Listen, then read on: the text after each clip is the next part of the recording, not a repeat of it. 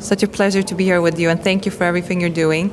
My question is your take on the 15-minute cities and what the real aim of the green agenda is really about. Okay, so first of all, I call it 15-minute ghettos because that's what they are. As I had just said, it's really not about, making our lives easier. It has nothing to do with any of that. It's about getting you under control. It's about possibly locking you up. In Great Britain, they already introduced legislation in a province. They are speaking of climate lockdowns. And the people are being told, we are doing this to make your lives easier, and we have to save the planet. Obviously, we have to save the planet, right? It has nothing to do with that.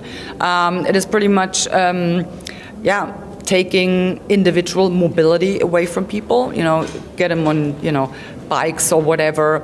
So, and that is actually what they saw during this COVID madness when they were having these lockdowns.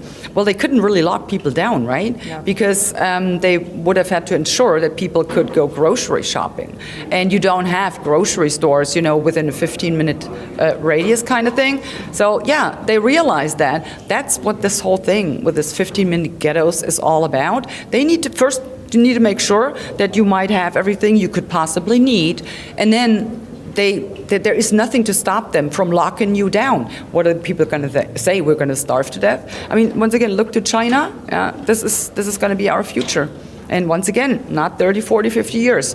Now, we're talking now.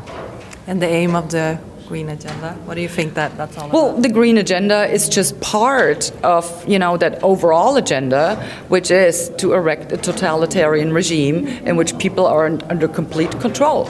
That actually what it does, the Green Deal, the so-called Green Deal, it will impoverish people. We have seen that, people are barely capable of keeping up with their bills anymore. And energy prices, they're skyrocketing. In Germany, the idiot German government, they shut off the last of our nuclear power plants, and they're dreaming about, all these windmills generating enough electricity for Germany, who is, industrial nation. Seriously? Well, what happens if the sun is not shining and the wind's not blowing? Where is the energy coming from? Guess what? It's coming from France, from Poland, from whoever.